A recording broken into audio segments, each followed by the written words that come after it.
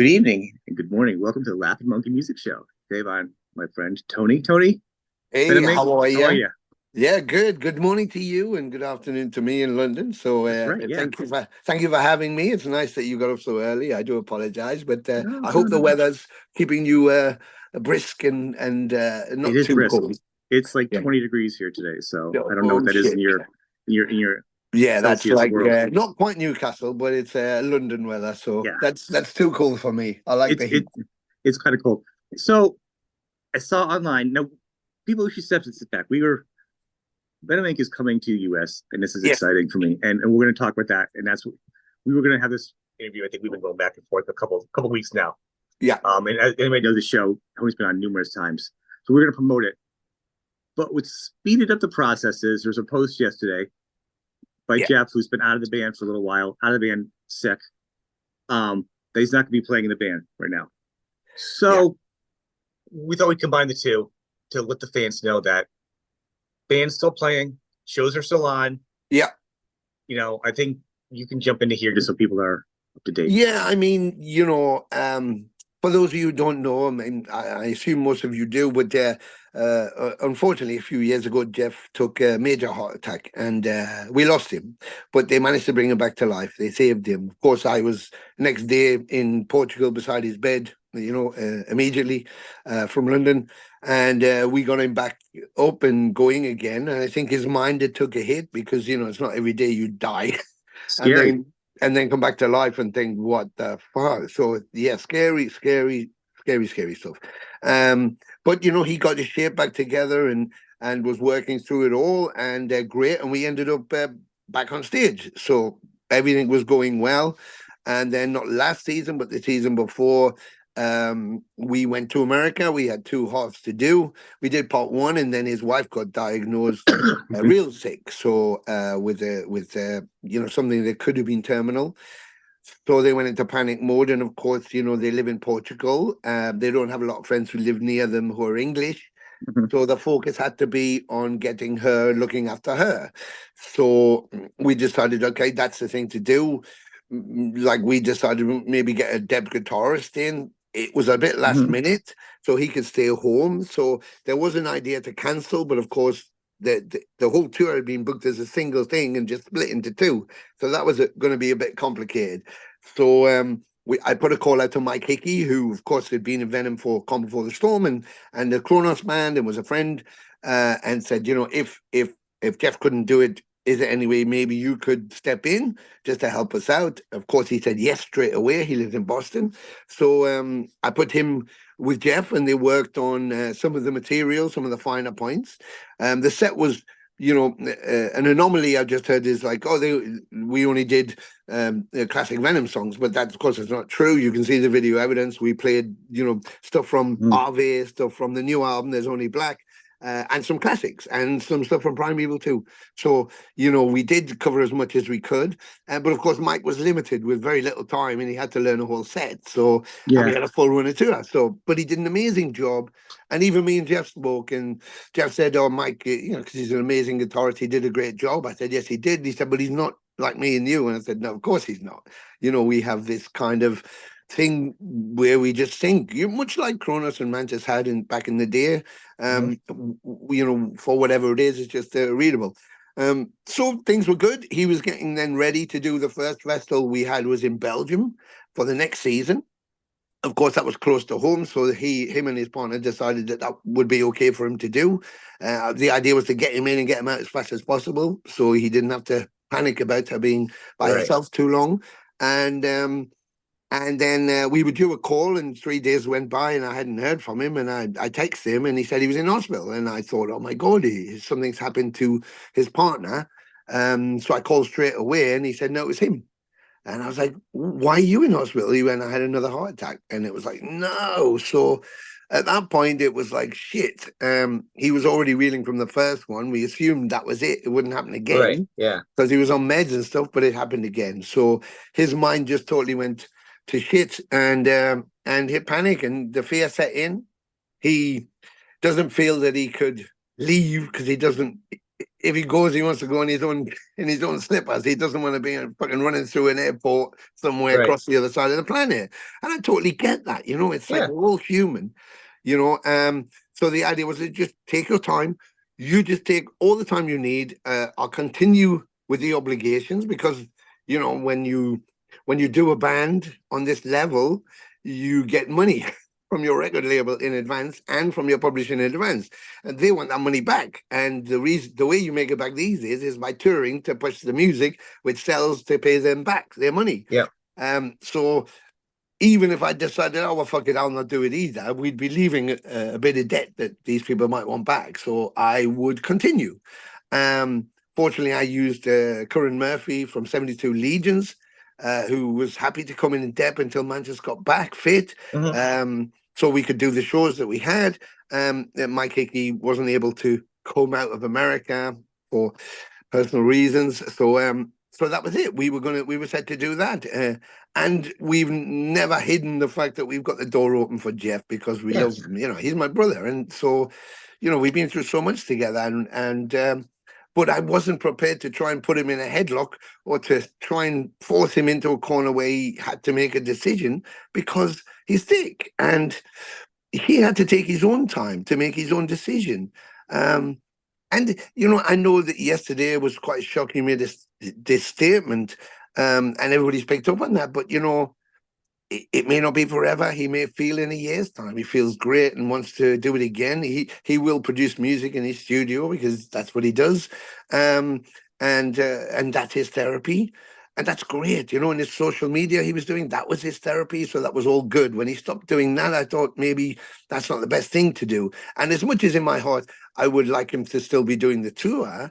And the shows, even through the whole season, we did Indonesia, we did all of South America, you know, Colombia, Chile, Peru, Brazil, Mexico, Romania, Poland. I mean, we did these huge shows, 500,000 people at Poland and Rock, you know, 18,000 in Indonesia. I mean, these huge shows. Yeah. Every night in South America, I think it was like 3,000 to 6,000 people. So we did these incredible things, and I wanted him to be there. But you have to feel good about it, and he didn't feel good about it, so he had to sit out, and I had to accept that. In an ideal world, we wouldn't age. In an ideal world, we'd be great and 18 forever, you know. And the thing is that when you're in your 20s and you hear that piece of music, or even younger, where it inspires you and it becomes that thing that just changes your life, feels it's changed your life, and you go, my God, that moment. And those people who created that moment will always intrinsically be part of you.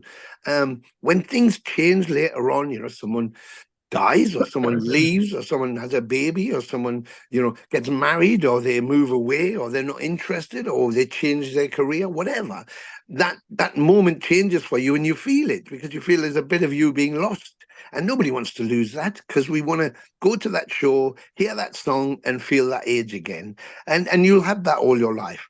But that's what the music is eternal. When we have that, and we have that feeling inside, although it's personal to each one of us and very different. So my whole premise of this is to keep that spirit, keep that feeling, keep that fire. And if I can make a 60-year-old guy come to a show and cry because he feels like he's 17 again, listening to that song for the first time, then that's the whole point. The music is not ours anymore. It's everybody's. It's out there. And to watch people smiling and losing their minds and singing at the top of their voice. And it could be me, it could be Kronos, it could be Abaddon, it could be Dante, it could be, you know, Jackson, it could be Anton. But it's the songs that the people are listening to. And, you know, yes, they want it to be ideal. Yes, I don't want Lemmy to be dead. I don't want Eddie to be dead. I don't want Phil to be dead. But they are. What am I going to do? I can't bring them back. And I can't go back there. So, but I can listen to those music and remember those shows and keep them with me forever. And if I hear somebody else playing those songs, I can still remind myself how much I love those songs, remind myself how great they make me feel. They make me feel, they made me feel. And I can pass that on to someone else, younger, who hopefully feels the same spirit. And for them, maybe it's different. You know, we have people coming to shows that were born when Temples of Ice went out, you know, and that was their introduction to Venom, maybe. And then they find a whole wealth of catalog. And I've always said, and I will remain saying, that I don't give a shit when you find Venom. I just want you to find Venom. And you might like all of it, some of it, bits of it, or none of it. But that's the glory of it, the spirit, the energy. And we can't fight age. It happens to us all, and death will be inevitable, and age is inevitable. So all we can do is support each other and love the music and continue to fly the flag. And there's no way Venom is incorporated. It's part of who we are. It doesn't mean that we're the other Venom. And if nobody wants to hear the classics, I don't mind not playing the classics till Jeff turns up, if he turns up again. And if you want to hear the other stuff, we'll play the other stuff. But if I've got, 10,000 fans out there all chanting Venom and wanting to hear Witching Hour, I got to play it, haven't I? Because they want to hear it, and if they can close their eyes but it's the power of the music that you give, when you write a song and you're sitting in your underpants in your mum's bedroom, and then you happily run to the rehearsal room and take it to your band, and then you put it out if you can, and you're very lucky enough to put it out, and it catches fire with an audience. There's somebody on the other side of the planet 10, 20 years later who hears that song, and it may change their life, but you never meet them. You never know they exist. But they don't know you. They don't know where you live. They don't know who you really are. They don't know what you look like now. They don't know anything about you. But your music has touched them. And so if they get the opportunity to hear it live, they want to be part of that. And that's the idea. That's the spirit of the thing. I've walked through venues where people went, Mantas, I love you. And I'm going, yeah, tears. He's walked through where people are going, Abaddon, and Abaddon's had it where they're going, Mantas, so at the end of the day, these people are incredible. I think everybody knows who Kronos is, but at the end of the day, everybody, sees these larger than life legends, these characters, and they're eternal. They will always be there. They will always be those incredible, eternal artists and those heroes to us. But at some point, they have to go, or they have to stop, or they have to make a decision they don't want to do it anymore. They can't afford to do it anymore. There's reasons they can't do it anymore.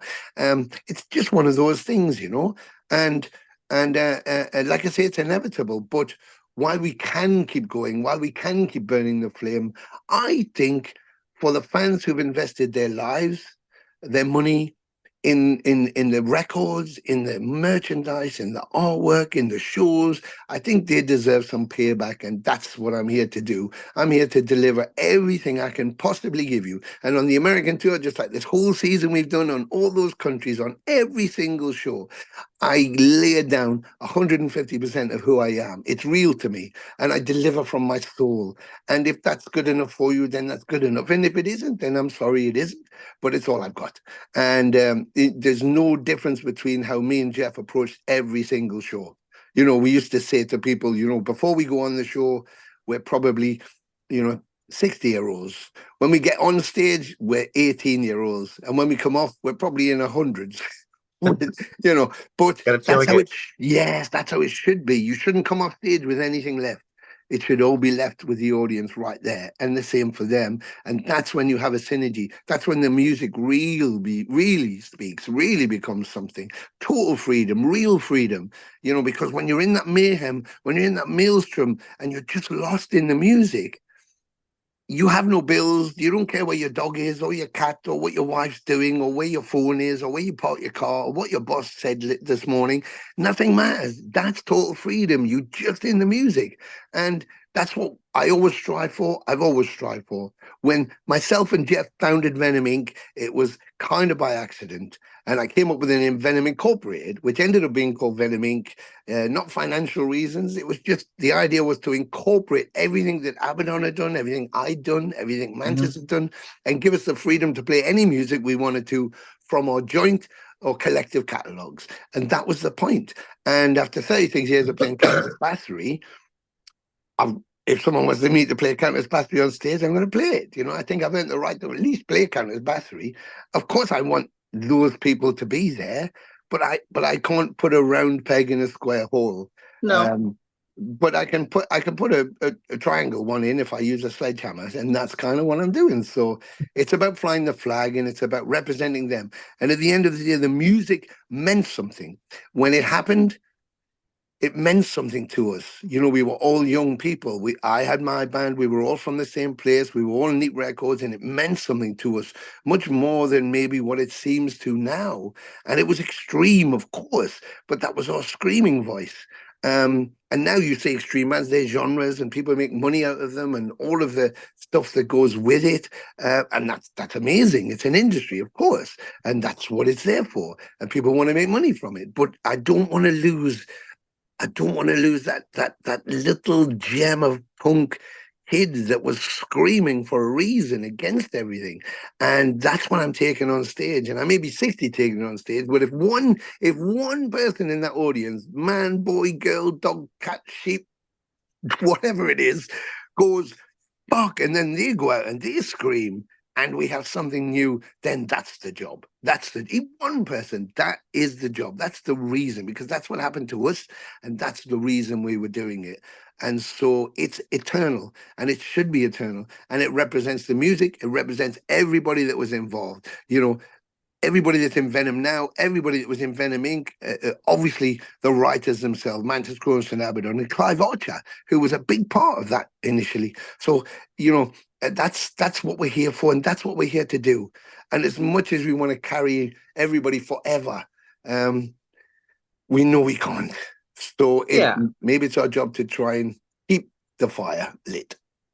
I would say, and that's a lot. I mean, you should take a breath for a minute. That was a good speech there. The energy, the excitement. Now, I've been friends with you. We've been friends for, we were talking about Laughing earlier. We've been friends for a couple of years now.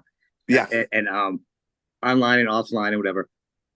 And your enthusiasm and your honesty and your love of music. And I think, and this is something I want to say to the people as myself now, as been doing all these shows, as a fan and a friend of yours, and just in general, I mean, you were celebrating the collective of Venom. I know you're saying, but I'm saying on the outside, there can be two. There can be Venom and Venom Inc.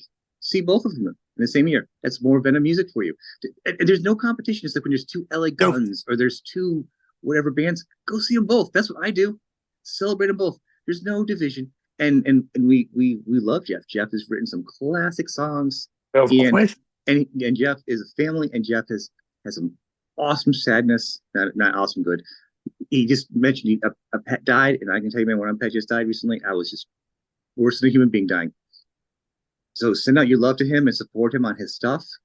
But Venom was created. You've been a part of Venom early on, of different versions of it, keeping it together.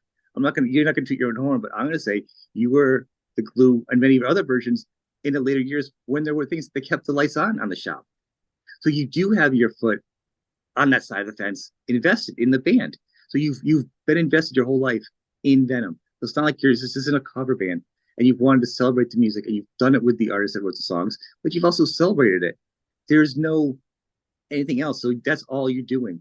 And I think that's a key point. That's a key point. Not just playing, celebrating. You're celebrating.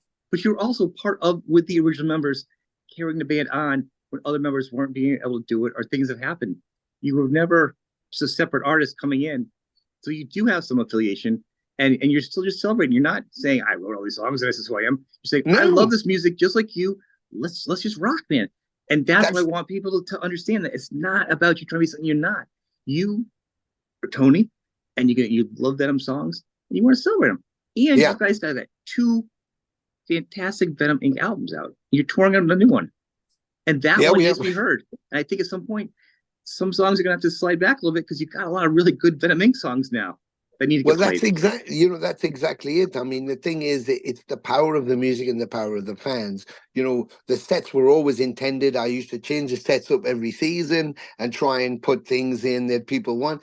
And, you know, I would always refer to fans going, you know, what have you not heard yet? And they'd go, oh my God, you know, if you could play, so I'd put it in the set. And of course, there's so much material, and all of it is so good, you're inclusive of ours, that you're not going to put 4 or 5 obvious songs in, and then extra songs, and then you add a new album, and it's like, wow. And when you go on a festival, you only have 50 minutes, maybe an hour, maybe, unless you're headlining. And on a show, depending on how many bands are on, if you're on tour, an hour and a half. Now that seems like a long time, but when your catalog is extensive and you've got a couple of 100 songs, it's very hard to play everything that everybody wants to hear.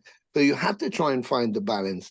And I think that, you know, to say about being cover band or the division of it, it's like, listen, you can't say Kronos, Mantas, and Abaddon. You just can't. So if you can see Kronos playing, why wouldn't you?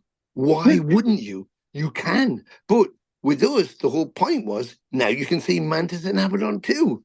Okay, they're not all on the same stage at the same time, but they're all the people who played those songs, and there they are playing them. So you can give yourself that. If you don't want to look at me, don't stand near me. Close your eyes when I look at You know what I say? But I say just this. be there. One of the things And I say. I'm sorry. No, I was just going to say, and just to round that up is that we play songs that I was part of, that I wrote, that you know, my catalog stuff as well. We don't just play stuff I wasn't on, but we add those stuff because Jeff wants to celebrate songs he wrote, and that's the whole point.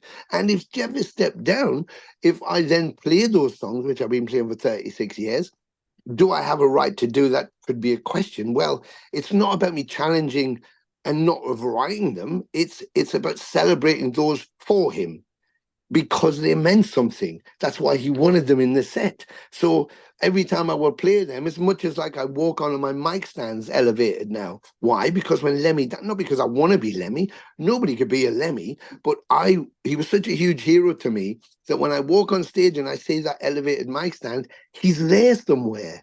So I have my hero with me, supporting me, you know, behind me, beside me, whatever it is. And I'll do the same thing with the music.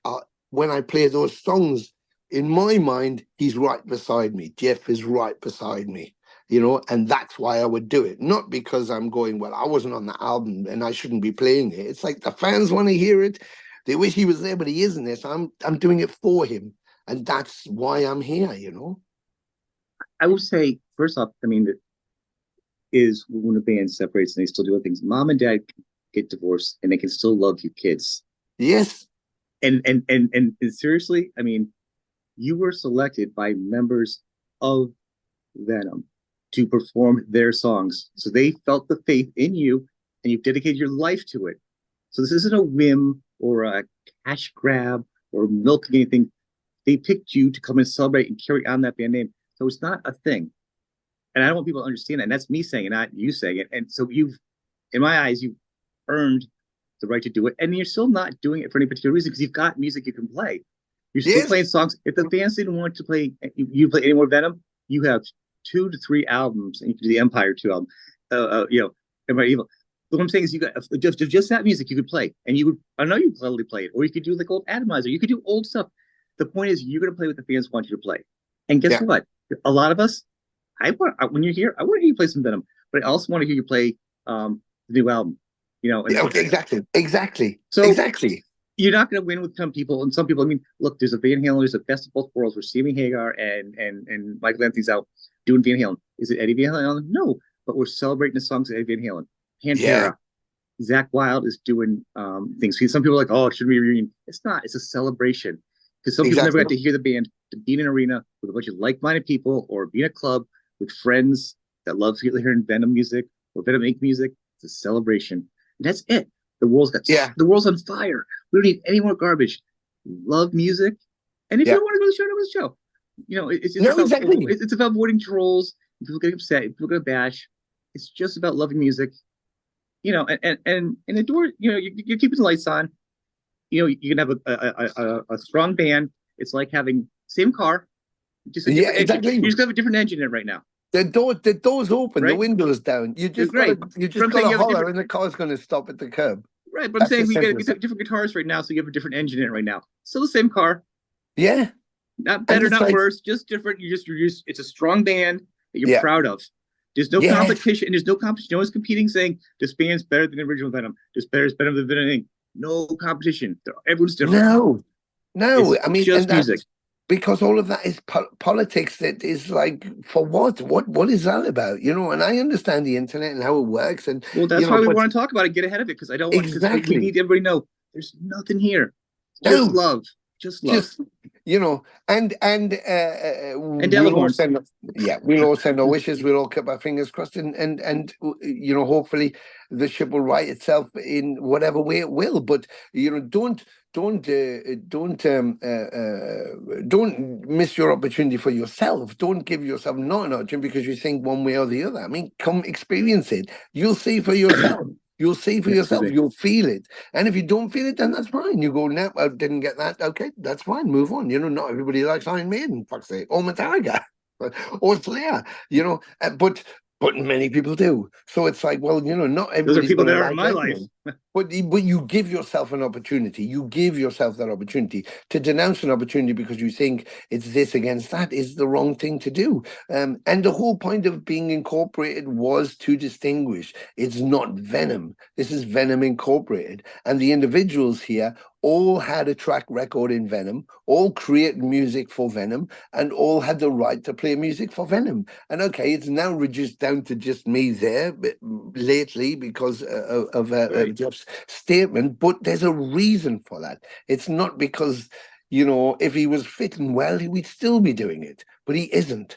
And we have to give him that, you know, like I said, you know, nothing lasts forever as much as we want it to. So, but how do we deal with that? And how do we support that? And how do we appreciate that? And how do we celebrate that? We celebrate that by carrying the flag. You know, Lemmy is dead. Motorhead doesn't play any shows.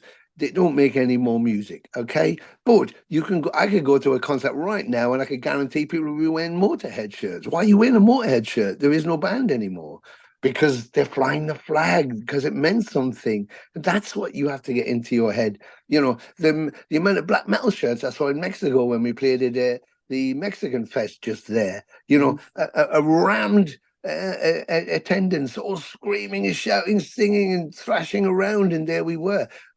Who's to say that you come in and say none of us have the right to do that?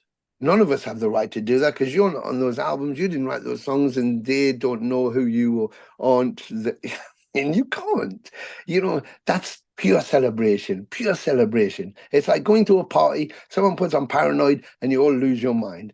Black Sabbath aren't there. It might be a different version of Paranoid, but it doesn't matter. It's the whole idea of how the music makes you feel. And that's what we need to capture. That's how we keep the heritage. That's how we keep the foreverness of the music by constantly celebrating it. I'll put on Holy Diver right now, or, you know, Heaven and Hell, and I'm listening to Dio. It's long gone, but like, fuck, does it sound great? Fuck, does it make me feel good? And if I went to a show and someone said, we're going to do a Dio track, and they had a set of pipes that wasn't Dio, but was a great set of pipes, I'd have a semi on. I'd still be loving it because it's like, wow, it's the power of the music, and that's the focus. That's the focus for us. That's perfect. I mean, and I think that's what comes down to. And if people, I just want to add, you have so much original music of Venom Inc. You're not. If people go, well, still doing that. No, there's 2 albums of original music. And if it came down to it, you could play just 2 albums of music and not even play any of them. But the fans want it. I want it. A lot of fans want it. Yeah. You enjoy it. So it's a celebration. And how should we not? How should we, if we're celebrating it, how should we not do that? Right. We have to. My point is, I just want to put it out there enough that I know we did it for us, but I think people need to know that it's no different than anything else. It's, you know, everything goes on, everything moves on. If things change next year or next album, there will be another Venom Inc. Yeah. And Tony will be singing. Regardless of if Jeff's on board, not on board, with his health or not health, he's still gonna be Venom Inc. And you're still gonna be doing music and writing new music and original music that's gonna become part of the set. Yeah, and it's gonna evolve. Whether the fans want to hear old Venom or if it's the turn is they want to hear more new Venom, then you're gonna go along with what the fans are because you are a fan of music and you are a fan of your fans' music, so you are gonna support. It's like a circle life. You know, we could play like we put Inferno in the set. We had Inferno in the set. It was a big moment in the set, and people were like, you know, loving it and very vocal during the song. But you know, when we play Countless Battery, Jeff's favorite song, and we play that at the end because that's where Jeff wanted to put it, so that's where I left it at the end. And to hear the audience singing that with the same smile on their face, they don't delineate between that and that. It's just all one thing. And that was the whole point. It's what particularly me and Jeff were proud of, that we could we could crease the fabric out. So we ironed it so there was no creases in it. It all sounded like one band. And that is the continuum. And that's what I'm still doing. And, you know, I can play Live Like an Angel. When you think Live Like an Angel, the B-side of the first single, 1980, and it's 2024, and I played Live Like an Angel right next to Time to Die of Arvey, you know, and it sounds like it's the same band as the songs we just written yesterday, and people lose their mind equally. It's like, wow, that's when you know you're playing from the heart, and that's when you know it's about the music. When you could play a song that was written 40 years ago, and it's like it was written yesterday because it's right next to a new song. I mean, that's winning, isn't it? That's winning. There's the music. There's the power right there. You know, just eat the fruit, feel it, let it just wash over you. Forget the politics, forget the idealism. We all wish it was a perfect world. It isn't, but we can celebrate that we once had that, and we intend to keep it with us in spirit forever. You are also absolutely the happiest person in black metal ever.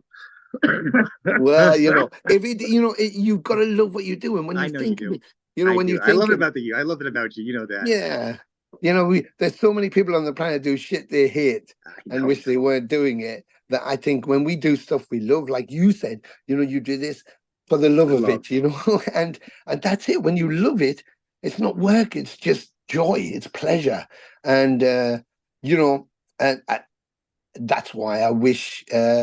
You know, I wish Jeff wasn't so sick and he would continue playing live, because as much as he hated all of the bollocks of touring, the early mornings, the flights, the running across airports, and, you know, it was hard for us getting older.